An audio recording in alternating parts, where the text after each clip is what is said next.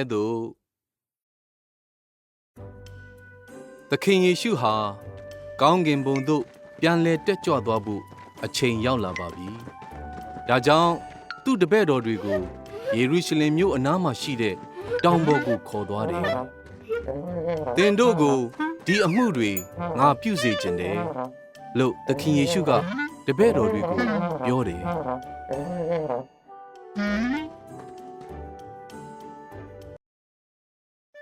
ဖျားသခင်ဂတိပေးထားတဲ့အတိုင်း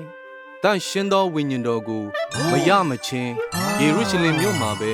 စောင့်နေကြပါနောက်တော့လူတိုင်းကိုငါအကြောင်းပြောပြကြပါယေရုရှလင်မြို့ကနေယူဒပြည်ရှမာရိပြည်ကဘာအရရက်ကိုသွားပြောကြပါတပည့်တော်တွေများများဖြစ်လာအောင်လုပ်ကြပါခမည်းတော်သားတော်တန်ရှင်သောဝိညာဉ်တော်ရဲ့နာမတော်၌နှစ်ချင်းမင်္ဂလာပေးကြပါပြီးတော့ငါစီမာမင်းတို့သင်ယူခဲ့တာတွေအားလုံးကိုသူတို့ကိုပြန်သင်ပေးပါသင်တို့နဲ့အတူအစင်မပြတ်ငါအမြဲရှိတယ်လို့သခင်ယေရှုကတပည့်တော်တွေကိုပြောခဲ့တယ်ဒီအရာတွေကိုမှားကြားပြီးတဲ့အချိန်မှာပဲသခင်ယေရှုကကောင်းကင်ကိုတက်ကြွသွားတယ်မိုးတိမ်တိုက်ထဲဝင်ပြီးပျောက်ကွယ်သွားတဲ့အထိပါပဲ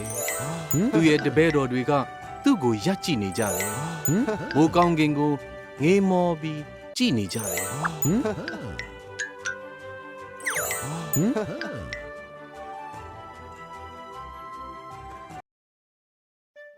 အဲ့ဒီအချိန်မှာအဝတ်ဖြူဝတ်တဲ့လူနှစ်ယောက်ပေါ်လာတယ်ပြီးတော့သူတို့ကသခင်ယေရှုကကောင်းကင်ဘုံကိုပြန်တက်ကြွသွားပြီဒီလိုတက်ကြွသွားသလိုပဲနောက်တစ်ခါပြန်လာအောင်မယ်လို့ရှင်းပြတယ်တပည့်တော်တွေကလည်းသခင်ယေရှုစကားကိုနားထောင်ကြပြီးယေရုရှလင်မြို့ကိုသွားကြတယ်